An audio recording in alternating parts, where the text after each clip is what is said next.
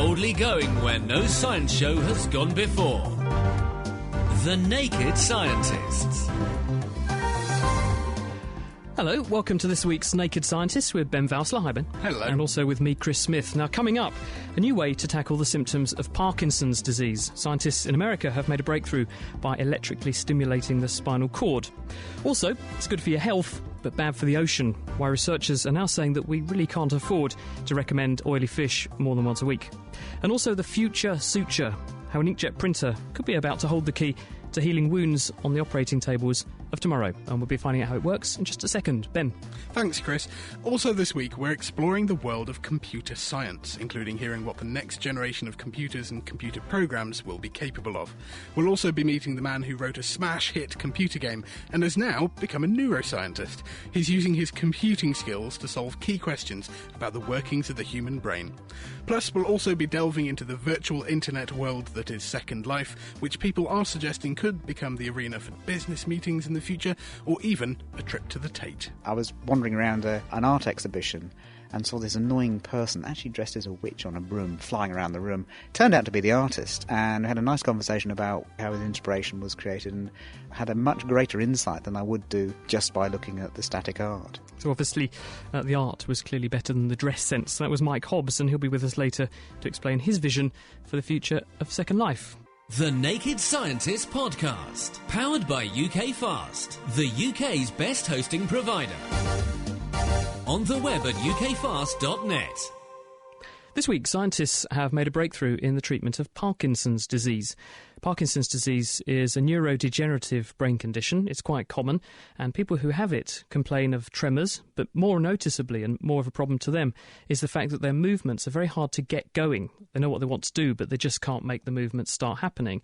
And also, when they do get movements going, sometimes they're much slower and smaller than they would like. Scientists have tried treating the condition in various ways, and it occurs because the brain ends up with too little of a chemical called dopamine, which is produced by one class of nerve cells in the brain. And one way to treat the condition is with a drug called L-Dopa. L-Dopa is an amino acid which is used to make dopamine in the brain, so giving more of it means the brain then increases the amount of dopamine it has, and this can alleviate the symptoms. The problem is that in the long term, it's also associated with the development of quite severe side effects. People get what's called the on-off effect. They can freeze up, they can also get too much movement, and it can also produce nasty hallucinations and other side effects like sickness. So it's not exactly an ideal treatment. At the same time, researchers have also looked into whether we could stimulate the brain electrically to try to alleviate some of the symptoms, and that's been quite a successful field of research for a while now. Electrodes are implanted deep in the brain's motor circuits. When you stimulate those circuits, then movements can be made more easily. The problem is that kind of surgery is dangerous. It's also not very easy.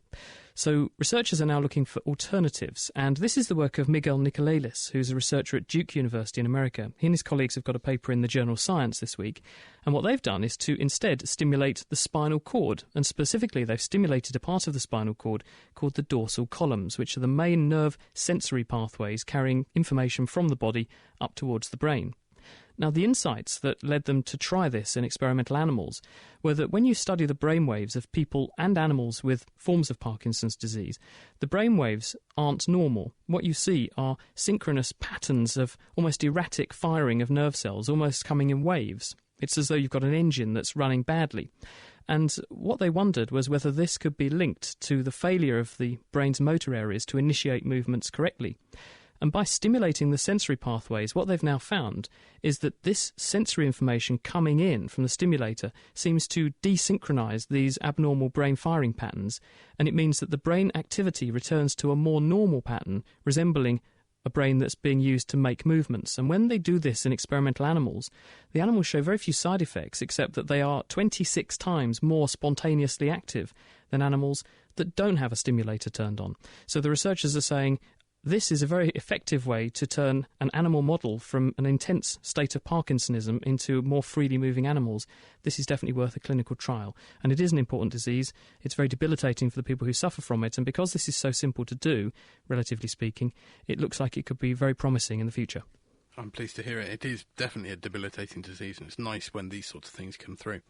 Now, this week, the health benefits of eating the omega-3 amino acids found in fish may not outweigh the cost to the oceans of our continued fishing, according to an analysis in the Canadian Medical Association Journal this week. Dr. David Jenkins argues that although some studies do show that eating fish rich in omega-3 oils can prevent heart disease and other chronic illnesses, the evidence is not really hugely convincing compared to the evidence for the dramatic falls in fish stocks worldwide. Looking at the results from many individual studies along with some meta-analyses, and these themselves take lots and lots of studies into account, they found that there is a suggestion that higher omega-3 consumption could lead to a 15% benefit in the prevention of cardiovascular disease. That's good. Some of the studies they looked at found benefits in only a few situations, though, and follow-up studies occasionally showed that the benefit had actually reversed 3 years later. In contrast, the evidence for falling fish stocks and collapsing populations is as compelling as it is frightening. Fish catches have not increased since the 1990s, despite increased fishing effort, and the percentage of collapsed stocks has actually been increasing exponentially since the 1950s. There are also socio-economic factors to consider, such as the fact that a collapsed fishery in the United States or in Europe or Japan will mean that we have to rely on importing fish from developing countries. Now, this means that these countries then either have to allow our foreign fishing fleets into their waters, or they have to export their fish to our markets, and this deprives local communities of an important source of protein. Food security is just one of the many contributing factors to political and social instability, and these countries will then face nutritional and health challenges. So maybe we could farm fish. But even that isn't a very good solution. To farm salmon, bluefin tuna or sea bass, you need to feed them a high-protein diet of fish meal and fish oils. And ironically, farming fish puts even more pressure on wild fish stocks, and it actually takes between 2.5 and 5 kilograms of feed fish for every 1 kilogram of farmed fish produced. There is a potential solution, though. Bacteria, genetically modified yeasts or plants may be able to supply our omega-3 needs, but they haven't been properly investigated yet, so we don't know what doses of this would be healthy, and they can't yet supply our demand. They conclude their report by saying, until renewable sources of long-chain omega-3 fatty acids become more generally available, it would seem responsible to refrain from advocating to people in developed countries that they increase their intake of long-chain omega-3 fatty acids through fish consumption. So that's food for thought. So are we all destined to stay thick then? Possibly, but they do say that even the evidence for it making us cleverer, although it is reasonably strong, it's nowhere near as strong, as totally outweighed by the evidence of the damage that we're doing to the oceans. And so it really is a case of compromising, working out how best we can get this without doing the damage. Well, here's a bit of research that's a cut above the rest, or maybe a way of repairing that cut above the rest. Roger Narayan is a researcher at the University of North Carolina, and he and his colleagues have been looking at how we can suture people up, or stitch people up. I didn't like to put it like that, but that's what they're looking at in the future. And one promising avenue is the use of a natural protein which you find in mussels. Not the mussels that are your biceps. These are the mussels that live on the seabed and on jetties. If you've ever tried to pull them off of a rock or the jetty, you know just how tightly they're attached. And that's because they make a cocktail of proteins, which are one of nature's most powerful glues. And because it's a natural product, it should go very well in the human body in the sense that it should be biodegradable. Because when surgeons stitch people up, you're using usually things that are not natural products or things that are foreign bodies at the very least. And these can get infected, and this can also mean that wounds then don't heal properly. At the same time, if you put foreign bodies into a wound, some people can also have allergic reactions to them. So researchers are looking for better ways to get cleaner healing of incisions. And what these researchers have done is to ask, well, how should we put these proteins into a wound? How best to deploy them? And they found the answer could be the head of an inkjet printer. So what Roger Narayan and his colleagues have done is to make various cocktails of these proteins extracted from blue mussels, which grow in the water, and they put them with iron ions, because this seems to make the proteins much stickier in the right combination if you mix them with a bit of iron. And by spraying them out of an inkjet printer head, and the way that works is that there's a tiny piezoelectric crystal inside, and when you apply current to the piezoelectric crystal, it vibrates, and the vibration causes the head to spit out tiny droplets of this glue. You can then paint onto a surface just the right amount of glue for it to then become very, very sticky and heal things. Now, so I asked Roger, well, you can't really feed someone into an inkjet printer, can you? So how do you see this being used? And his argument is, well, the heads are very portable. So we could in the future see a Star Trek-like effect where you have this print head handheld device which basically squirts the glue into a wound, and you then hold the edges together, it sets, and then you've got something which will break down naturally. It will have very low allergenicity. It's not like super glue, which people have used in the past and is toxic. So it's much better all round. That sounds fantastic, as long as you can get the right printer drivers to work with Windows Vista, which seems to be a problem I've had recently. But as it's a protein, how do we avoid our immune system responding to it? Well, that's the question, because it hasn't been tried yet. And the big thing is to say, well, let's try it. You can definitely get away with using it once. On the other hand, it might be possible to make sure that you use cocktails of these things that don't elicit an immune response. But until we try, we're not going to know. Excellent. Also this week, some new software can identify a tiger from its pelt, which will help to catch poachers out in the act. A tiger's stripes are unique, very much like our own fingerprints. Now this means that an individual tiger can be identified from its colouring and patterns. Lex Hybe from Conservation Research Limited has developed a software system that uses images taken by camera traps and stitches photos together to build a three-dimensional map of the markings, and this goes all the way from the neck to the base of the tail. This map can not only let us identify individual animals in the wild, so from other photos taken by camera traps, and this will help us to get accurate population numbers, but also you can flatten this map out and use it to identify skins that are traded on the black market. This, of course, has the added benefit of knowing where and roughly since when the tiger was killed, which will help to trap poachers in the act. It's also a very accurate technique. From a collection of between 264 and 298 tigers, the software correctly matched 95% of images that belong to the same animal. The idea behind this, using pattern recognition to identify individual animals, has been used for several different species, such as grey seals, cheetahs, penguins and whale sharks. And the beauty of this sort of pattern recognition is that you don't need all your photos to be uniform. In fact, tourist photos have been used alongside those taken by researchers to show that numbers of whale sharks have actually increased by 1.7% over the last 12 years. That's according to Jason Holmberg of the research organisation Ecosian.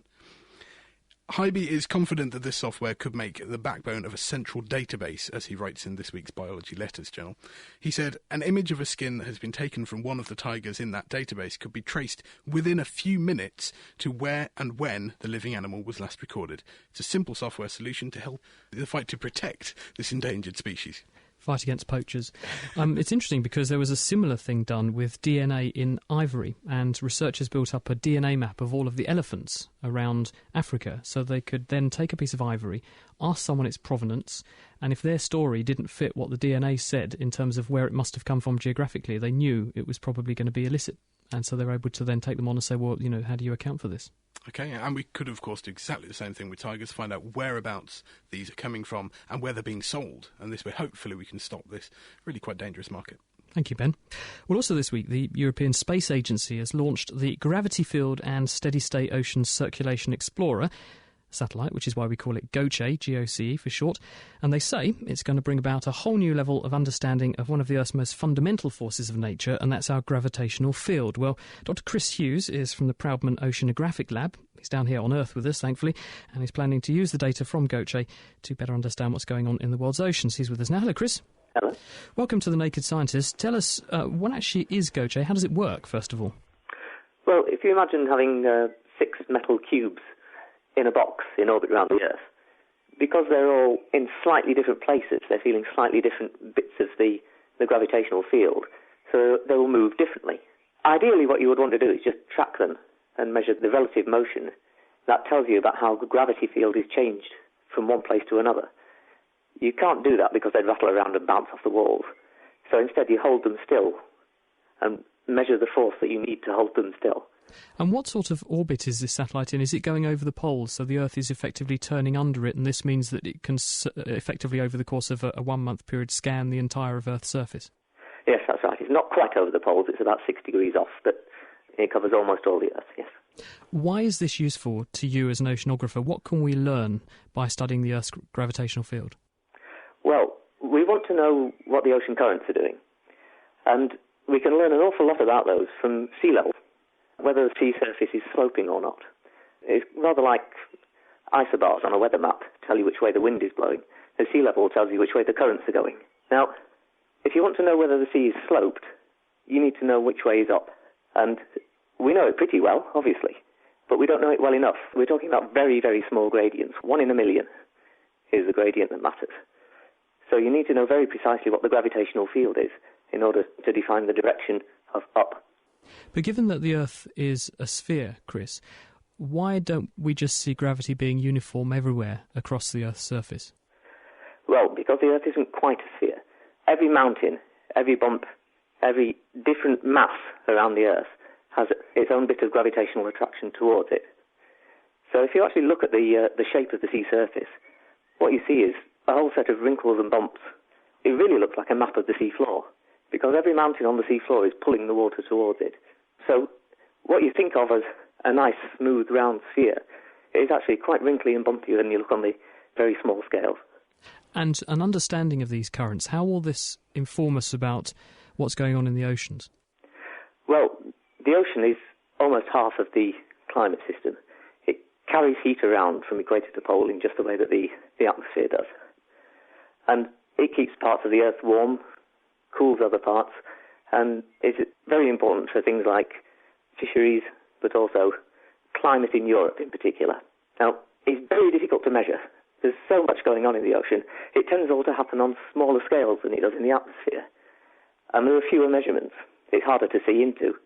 We can't measure much in the ocean from satellite. These measurements of currents are really going to give us a huge amount of new information about the basic patterns of flow in the ocean that allows us to understand how the heat gets transported around. And just to finish off, Chris, how long is the acquisition of the data going to take? How long before you can come back on this programme and tell us this is what we found? Oh, it's going to be at least a year. It's going to take 6 months or so before the whole system is calibrated and has gone down to its operational orbit and is taking measurements.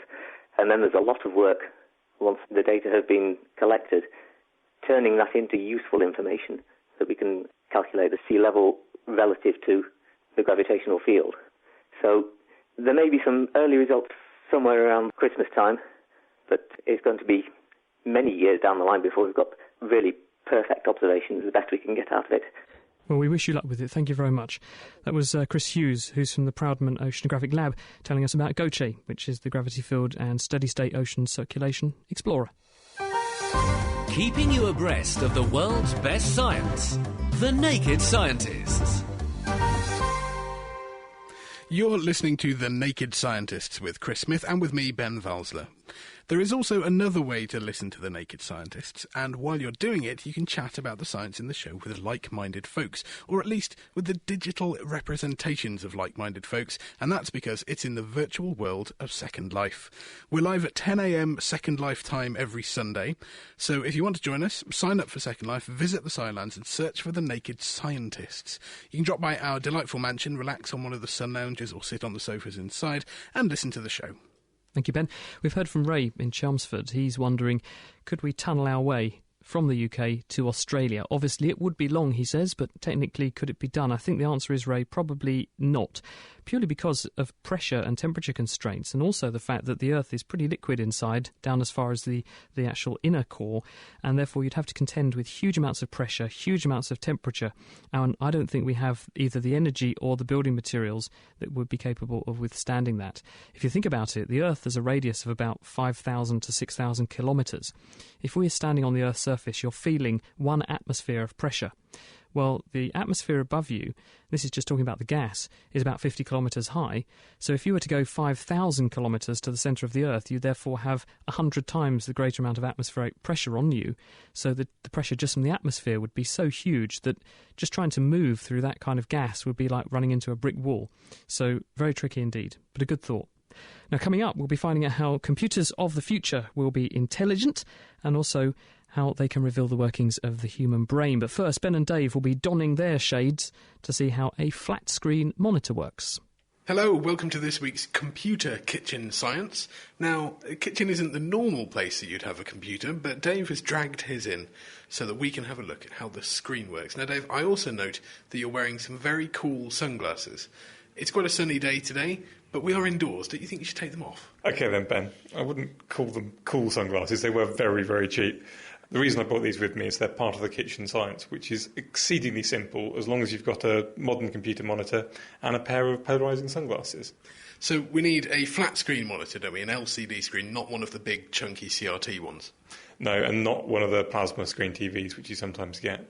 All I want you to do is take the sunglasses, look through them at the screen, make sure there's something on the screen, of course, turn it on, and then rotate your head around as far as you can, one way and then the other.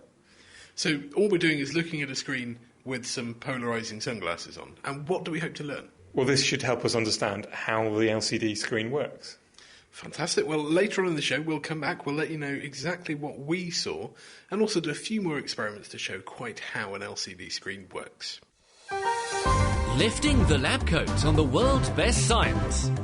The Naked Scientists. This is The Naked Scientist with Chris Smith and with Ben Valsler.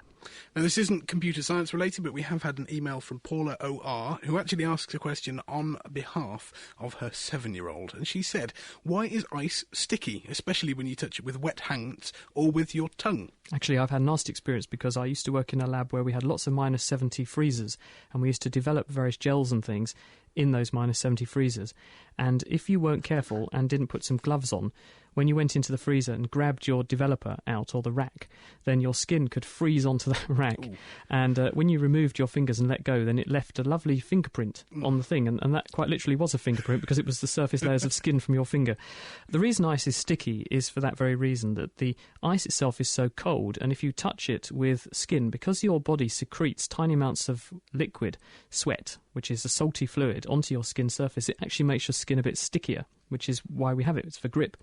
If you then touch that onto a very cold ice surface, the ice will then refreeze the liquid on your finger. And because that liquid is a fluid and it has got into all of the little nooks and crannies on your finger, it then freezes solid and forms a very tight bond between your finger and the frozen surface, the ice, and you get stuck to the surface. And if it's an ice cube, it's okay because there's enough heat flowing through your fingers usually to remelt that transient freezing, and you can then detach yourself. But in the case of my minus 70 freezer, or even colder, people out in the Antarctic have to be very careful with this kind of thing. It doesn't warm up, and you can then end up permanently frozen to the surface, or you can do quite bad injury. So that's why ice is sticky. You get literally frozen to the spot. I shall remember not to lick frozen things in the future. But we've also had a very similar question on our forum. That's thenakedscientist.com/forum from Nearly P, who asks all sorts of incredible questions. He said, why is it that blue tack is very good at sticking one thing to another when it itself doesn't actually feel that sticky? I think there's two aspects to this. One is in the same way as the water gets into all of the nooks and crannies on both your skin and a surface that you touch, in the same way as when you lick your finger to turn a page, you create more friction between your finger and the surface because the water can form an attachment to that surface. Blue tack is plastic, and in other words, it can deform plastically, so it gets into the nooks and crannies on the surface you're sticking it to and the surface it's already stuck to, which makes it sticky. And the other point is that when you press it onto a hard surface, the blue tack forms a very smooth, flat surface against that hard surface, and this excludes air. So in order to get the blue tack back off the surface, it's effectively got to break a vacuum. So the atmosphere is helping to hold the blue tack stuck onto the surface, and that's why I think it's sticky. So that's the same reason why if you get two sheets of glass with just a little bit of water between them, press them together to exclude the air, it's really hard to peel apart, even though water isn't sticky at all. Two microscope slides are almost impossible to separate. If you put a drop of water and then put the two glasses together, you've got to twist them off each other. You can't pull them apart because the atmosphere is squeezing down on you. Every square metre is feeling a force of 10 tonnes, the weight of a London bus. So our bodies, every square metre of our body's got 10 tonnes of atmospheric pressure pushing on it, and that's what's holding your leaflet stuck to the wall with blue tack. Fantastic.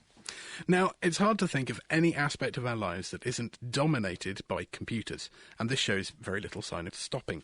But just what do we mean by computer science? Well, to tell us is Professor Chris Bishop, who's the Chief Research Scientist at Microsoft Research in Cambridge. He's also Professor of Computer Science at the University of Edinburgh, so a very busy man. And he was the guest for the 2008 Royal Institution Christmas Lectures. So, Chris, what do we mean by computer science? Well, what I mean by computer science is really the set of underlying ideas, the mathematics, the concepts that makes digital technology possible. I think it's also worth saying what computer science isn't. So, to my mind, computer science is not really about how to use computers. So something that we teach a lot of children in school is ICT skills. We teach them how to use computers, how to use software, and that's a very important set of skills, but that itself is not computer science. So that's like the top level. We all use computers. The next level down is really how to modify computers, how to get them to do new things. That's really about programming and software development. And that's something which I think would be great if we taught even more of that in school. We barely scratched the surface of that in the school curriculum. It would be lovely to teach more of that. But underneath that, again, is this sort of third level, the foundation of the subject, and that's computer science. That's the set of mathematics, the concepts that make it all possible. And while computer technology evolves incredibly rapidly, and next year we have a whole new set of gadgets, and the year after it's another set of gadgets again, the concepts of computer science are much more fundamental. Some of them have been around half a century, and they evolve much more slowly. And I think it would be just wonderful if we could show children in particular a lot more of these basic long-term concepts.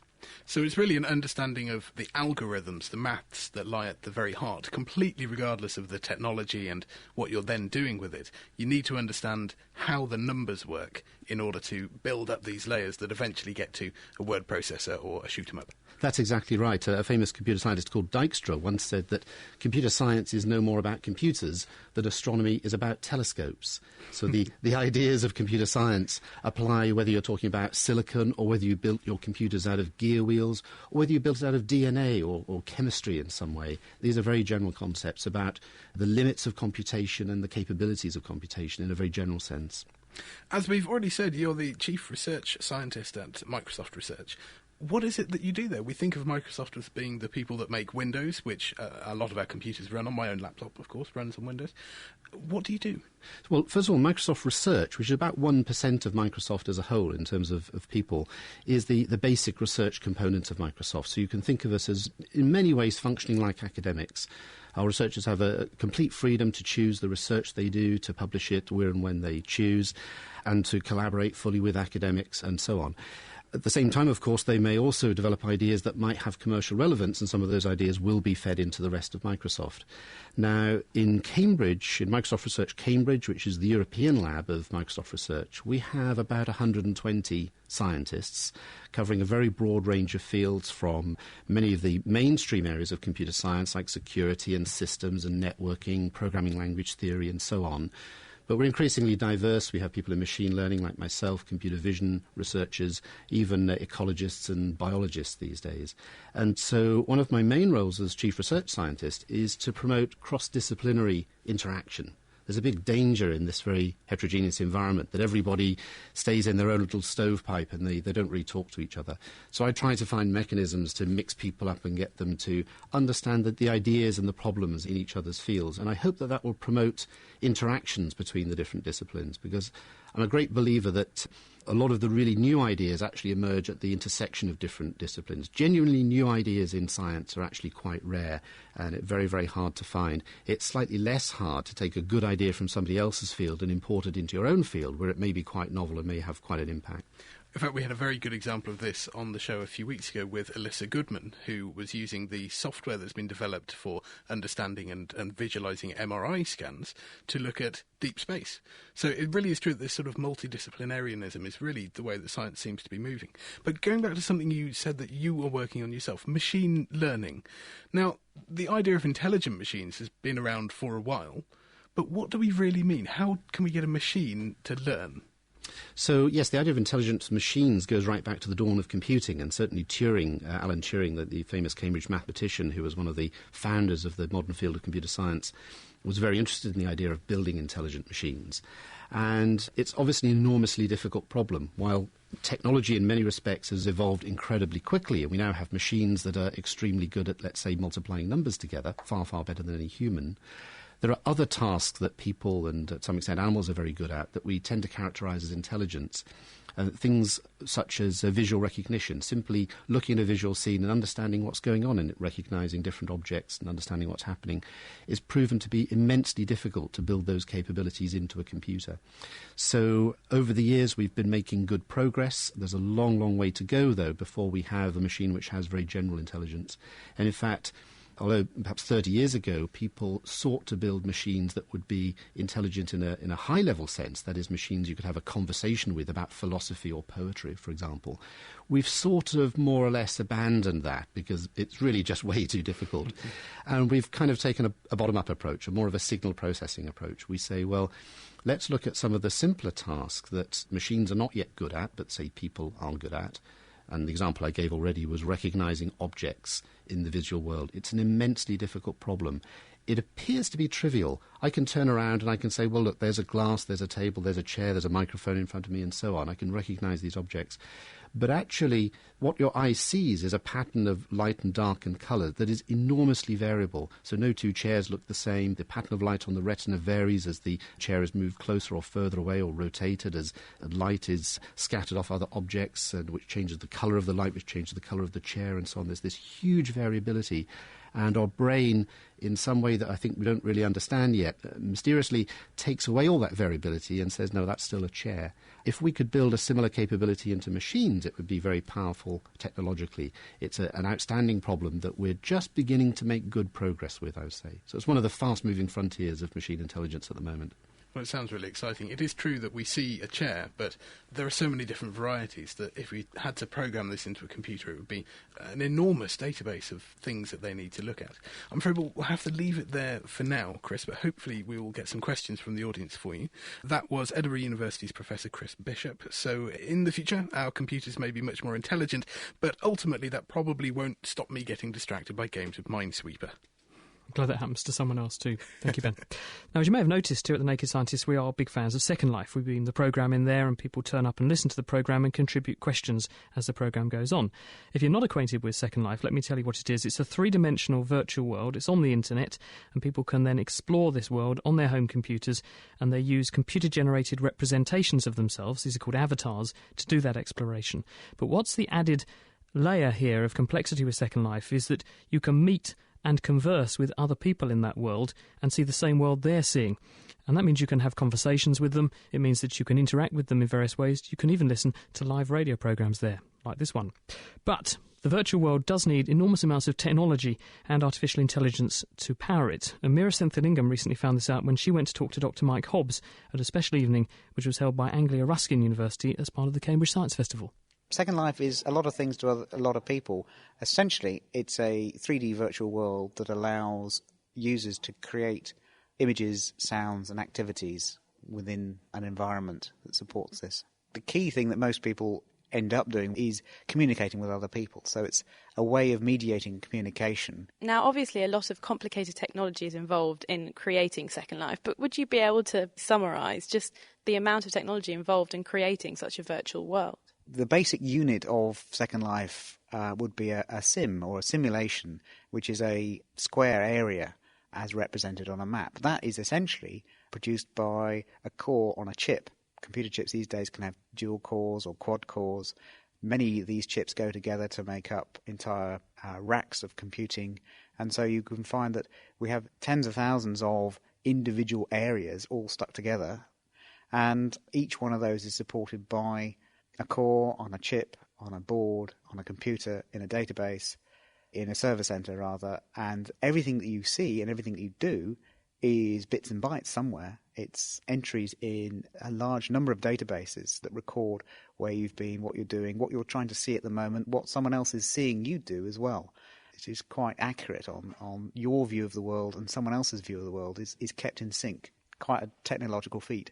When Second Life first came about, it was thought that, it might just dominate the world. Do you think this is still going to happen with it? No, I think Second Life is a part of the internet and has a particular technological base and technological limitations that it actually takes quite a lot more effort to generate these things than a lot of people may first assume. I suspect the air conditioning unit for the servers is taking up as much power as small village or a small town. So if you scale that up, you can see, well, there are going to be fundamental limits. Now, your background is in artificial intelligence. To what extent do you think artificial intelligence is being used in Second Life, and to what extent could it be used in Second Life? It's been used quite a lot because of the fairly powerful level of scripting. There's a language in Second Life that allows you to get objects and avatars even to react in certain ways. So you can program interaction, which is different to a lot of game environments which are more limited. This evening you showed us the possibility for avatars to own dogs, and this uses artificial intelligence, doesn't it? Yes, the dogs have quite a sophisticated level of artificial intelligence. They have a basic set of actions. The user doesn't actually see the programming languages underlying them. They interact with them by asking them to do things like roll over, beg, howl, and they can also add these actions together to get dogs to do more complicated sequences of actions.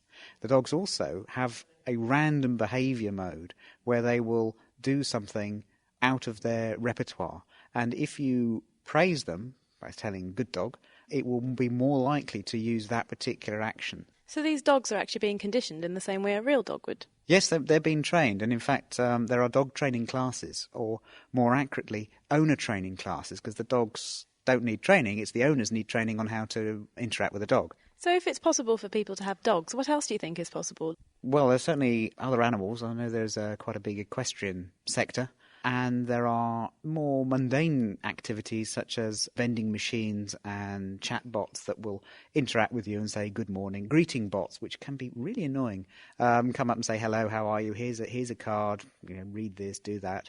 Can I take you on a tour, and that sort of thing. So there are little bits of animated activity that give the impression of an artificial intelligence. Now, what would you say the benefits and advantages of using Second Life are? Well, they're multiple. They're on a personal level. I think it's a great way of interacting and meeting people, because it's very easy to fall into chatting with people. I was wandering around an art exhibition and saw this annoying person actually dressed as a witch on a broom flying around the room. Turned out to be the artist, and had a nice conversation about how his inspiration was created, and had a much greater insight than I would do just by looking at the static art. So there's the communication side of things and the exploration side. There used to be a representation of Paris.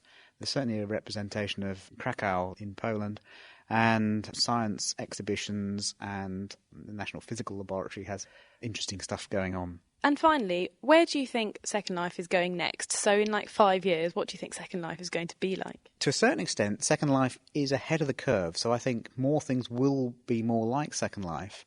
I think there are some fundamental limitations as to how big it's going to get, but I think the richness and quality of what's going on in it will improve. So keep an eye out in Second Life for even more virtual things to see and do.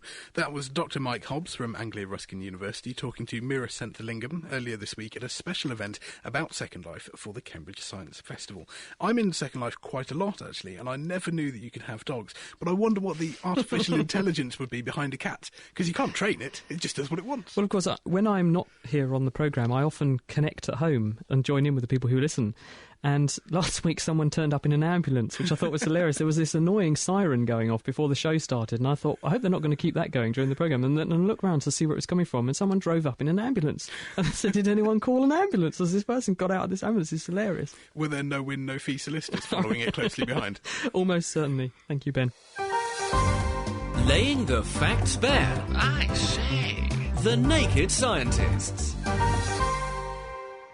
It's The Naked Scientists. Coming up in just a second, Diana O'Carroll's here with a colourful question of the week. If you eat too many orange-coloured things, will you go orange?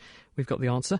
But first, from the Institute of Neurology in London is Demis Sarbis, who has traded a career in designing and programming computer games like Theme Park to become a neuroscientist. Welcome, Demis. Good evening. Good to have you with us. So tell us your story. You started off as a computer science student. That's right. So my undergraduate degree was in computer science at Cambridge, and so I was having a sort of traditional route in computer science then. And when I left, I set up my own computer games company, which I'd also programmed some games like Theme Park before coming up to Cambridge. So it was a natural progression for me to do that.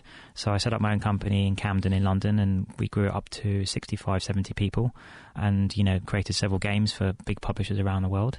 And then around about 3-4 years ago, I decided that the games industry was going in a slightly different direction to the way, I thought it would do when I first got into games in the early 90s. And it was becoming more a big business, big budget, sort of Hollywood-type industry where there was less and less room for creativity, I was feeling. Do you think then that the financiers noticed the scale of this market? Previously it was a bit geeky, bit niche, not a very big market. It still cost quite a bit, because obviously you're saying big teams of people to do this, but the profits weren't huge, so no one was that interested. Suddenly people people realised you can tether a computer game to a Hollywood blockbuster, you can make a fortune. Yeah, I think partly the realisation how big a business it was, but I think the main problem and the reason that caused that conservatism, if you like, in terms of on the creative sense, was that games became very, very expensive to make because the graphics got so sophisticated. You needed teams of a AAA game now would have easily 50 artists on it, and the costs of that are just huge. So because it was costing sort of £10 million, for one game, the money men at these publishers would need to be more sure there was definitely going to be a return, which means linking it in with a Hollywood franchise.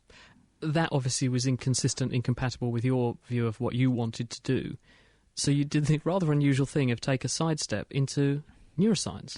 Yeah, that's right. I mean, so underlying, although I was in the games industry for a long while, underlying all of that, all the games I've been involved with designing and programming actually composed a lot of AI in those games.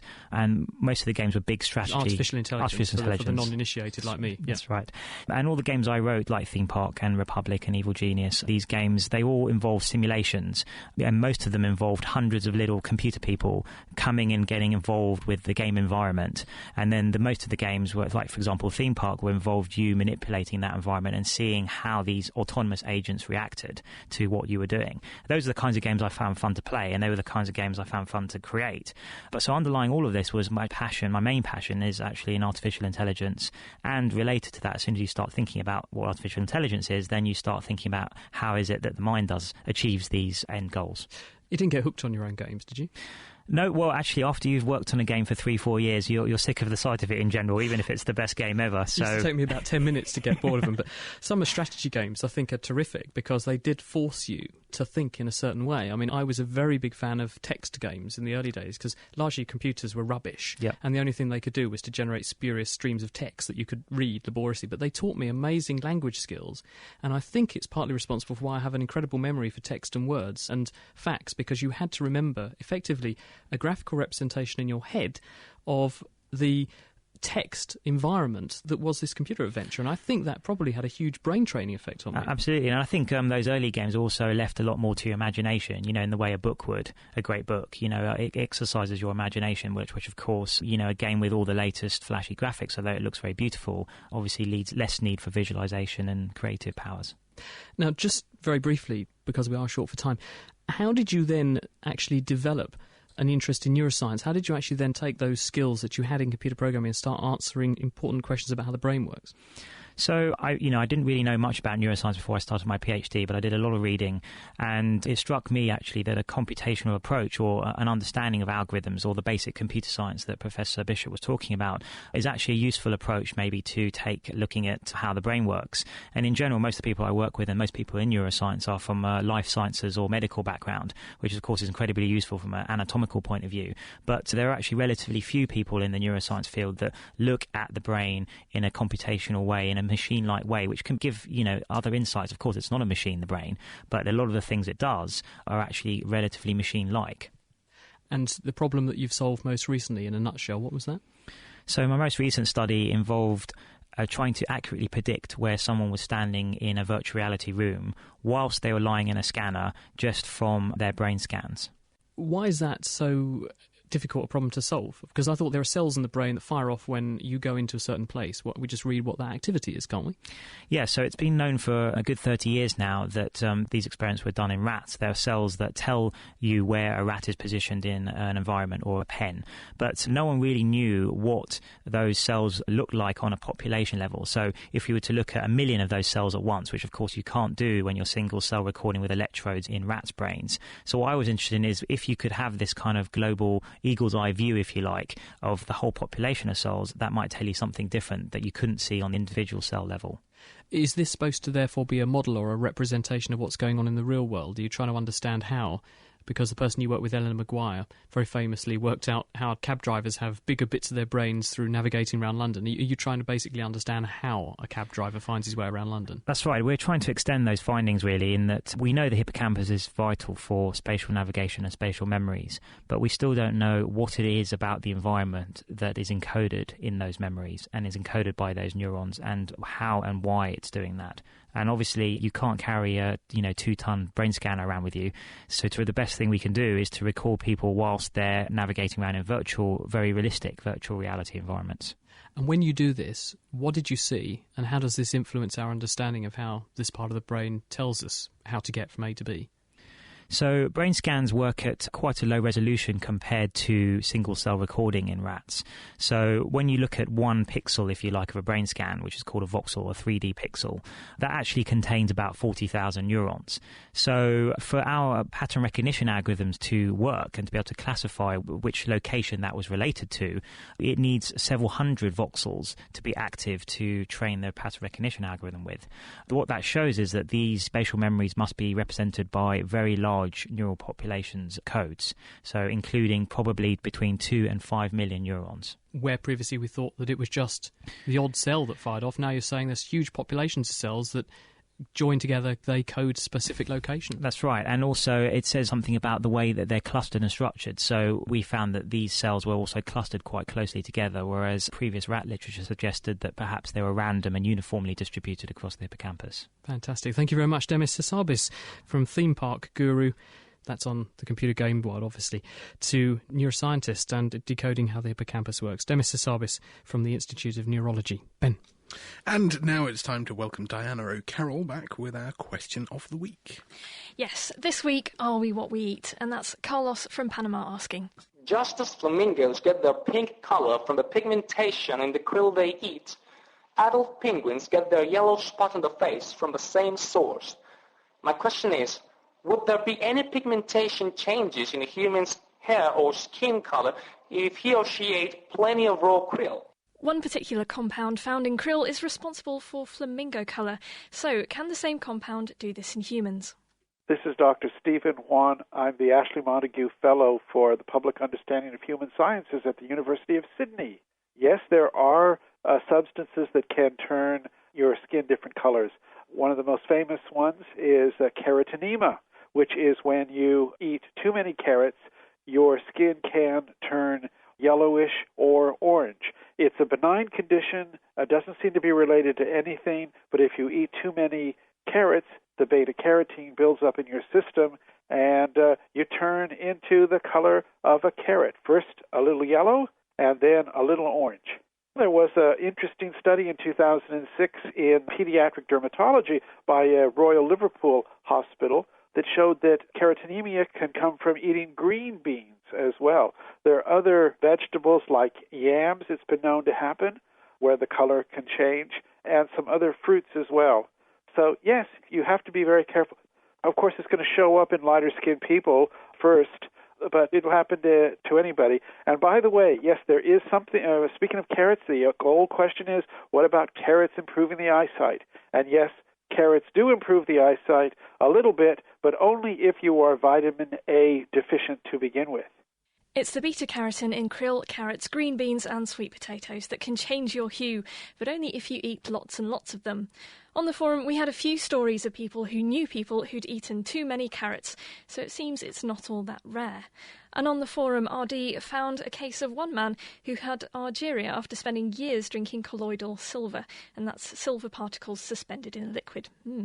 He's now actually blue, and you can find pictures of him on the internet if you just do a search engine search for argyria. He really is. He's blue, isn't he? He's like a Smurf. Yes. Yeah, it's quite striking. He's actually a sort of photographic negative of himself. Because the silver's got into his skin and reacted with sunlight, exactly. and apparently the effect is permanent. Lucky man. OK, from toxic colours to toxic substances, and next week's question. G'day. I was wondering if you could tell me, why are Australian snakes so much more toxic, in general, than other snakes in other parts of the world? Thank you very much. Right, and that's Damien from Australia. And if you know why Australia has been breeding the most venomous and toxic reptiles, then let us know by writing on the site of answers that is the forum. And that's at thenakedscientist.com/forum, or you can email us at chris@thenakedscientists.com. Talking about venomous reptiles, I think most of them end up in the cast of Neighbours at some point by the looks of things. Thank you very much. That's Diana O'Carroll with this week's Question of the Week. Bringing the facts to bear. The Naked Scientists. This is The Naked Scientists with Ben Valsler and with me, Chris Smith. In a second, back to our kitchen science, where we asked you to take some polarising sunglasses and look at your LCD screen. We heard from Sean Bukes, who's in South Africa listening to us, and he says you will see strange colours initially, and then as you rotate your head further, the image will disappear almost totally. You get the same effect looking at an LCD display on a calculator. At 90 degrees, the image appears inverted. The dark display becomes light, and the background becomes dark. Let's find out if he's right. Welcome back to Kitchen Science, where this week we're using sunglasses to see the science of a computer screen. So Dave, earlier on you asked people to put on a pair of polarising sunglasses, look at an LCD screen, like a flat computer screen, and then just twist their head around, lean backwards and forwards, and see if anything strange happened. Could I borrow your sunglasses and have a look? Certainly, here you are, Ben. Okay, so I shall put the sunglasses on, and as I lean to one's... Oh, well... At this angle, just slightly tilted over to the left, it's gone completely black. I can't see anything on there. Now, sunglasses are supposed to make things darker, but surely they're not supposed to make it dark like that. It's something like a monitor. You're supposed to see it. Well, to understand what's going on, we've got to understand a bit about what's in a set of polarising sunglasses. And the first step in that is to take them apart. So I'll take one of the lenses out. So if you don't look at the monitor and just look up at the light and hold one lens in front of the other, when they're at the same angle, it's quite transparent. You can see straight through it. But if I rotate it 90 degrees... It's gone completely black? Yeah, that's right. It's quite fundamental to do with what light is. It's a form of a wave, a bit like a wave on a piece of string. And if you had a piece of string and vibrated it to form waves along it, you can either vibrate it up and down or side to side. And now the equivalent to this in light is called the polarisation. So you can have vertically polarised light or horizontally polarised light. So polarising lenses must only let one type of light through, so it either lets the vertical light through or the horizontal. Yeah, that's right. So when they're both aligned in the same direction, the vertical polarised light can get through the first and then the second. If you cross them, though, only the vertical polarised light can get through the first, but only the horizontal polarised light can get through the second, so nothing can get through the pair of them. Why not just have something that doesn't let some light through? Why do sunglasses need to be polarising? It's to do with some forms of reflection. If you're a fisherman or a sailor, or even just driving on a road with lots of puddles, you get quite a lot of reflections off shiny water surfaces. And the reflections off a water surface are polarised. So you can cut them out using a polarising filter and reduce the glare. OK, so I see why polarising sunglasses are useful, but what does this have to do with computer monitors? Why did it make the monitor go so dark? To try and explain some of that, I've got a rather bigger version. I've got some huge polarising lenses. Well, these are about as big as my head, so I wouldn't want to wear these as sunglasses. But these are both polarising lenses again. Yeah, that's right. And at the moment I've got them set up so they're crossed, so it's dark, no light can get through. We've got them placed on the light box, and it just looks like the bottom one is black. It's not letting any light through. If I take a really high-tech piece of scientific apparatus, like an old plastic bag... Good to see you're recycling. I'll just cut a piece out of this. If I put the piece of plastic between the two cross-polarising filters, it still looks fairly black. But if I stretch it, something rather wonderful happens.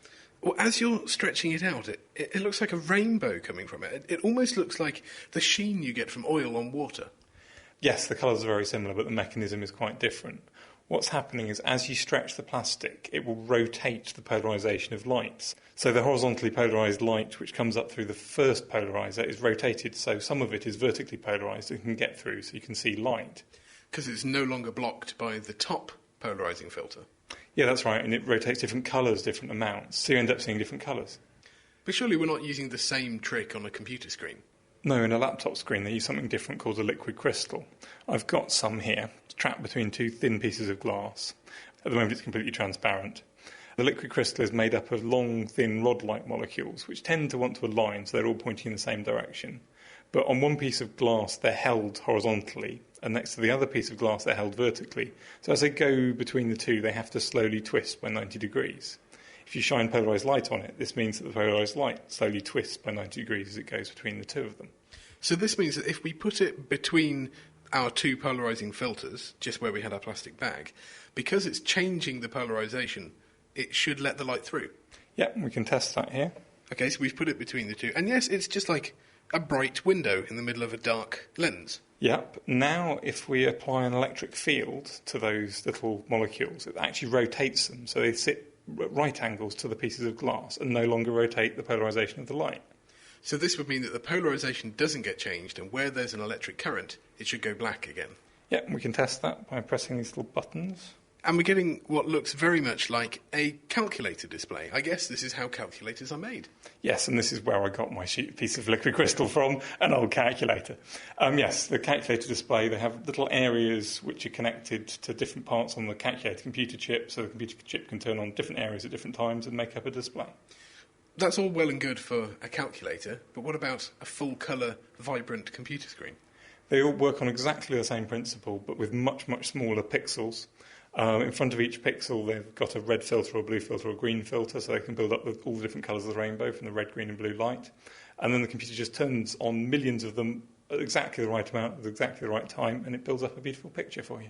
Brilliant. Thanks, Dave. Well, that's all we have for Kitchen Science this week. If you'd like to look back through our archives, you'll find out that we also told you how the old fat CRT-style monitors worked, and a good way that you can distort the image using a magnet. That's on the web at thenakedscientist.com/kitchenscience, and we'll be back with more great experiments very soon. So polarising sunglasses can let you see the world in a whole different light, or maybe not see your monitor at all. If you haven't got any polarising sunglasses, we'll make sure that you can get the pictures and you can see what it looks like on our website. And so if you go to nakedscientist.com/kitchen science, Dave has put the pictures there of what his experiment showed. Now, we've had a question from Law Gynoid, which I will put to Chris Bishop, if that's okay. He said, how will faster computer processors be made in the future? So computer processors have been doubling in speed every 2 years for the last 50 years or so, and that's been driven by something called Moore's Law, which says that the number of transistors on a processor keeps doubling every 2 years.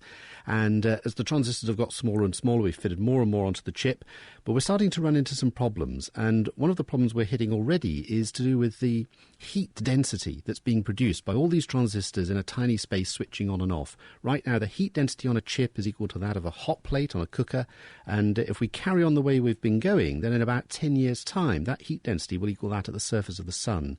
So we have to find a new way forward. And the main approach that we're adopting is to do what we call parallel computing. So instead of trying to make each individual processor run faster, we have several processors side by side all working on the problem together. And using that technique of parallel processing, we should be able to continue to get processors collectively to run faster and faster and to continue this doubling every 2 years for a good many years, if not decades, to come. Thank you, Chris.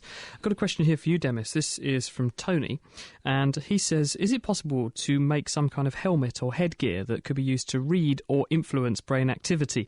Or maybe even, for instance, if it got really good, to get someone watching a film in their head just by stimulation coming in from this helmet outside?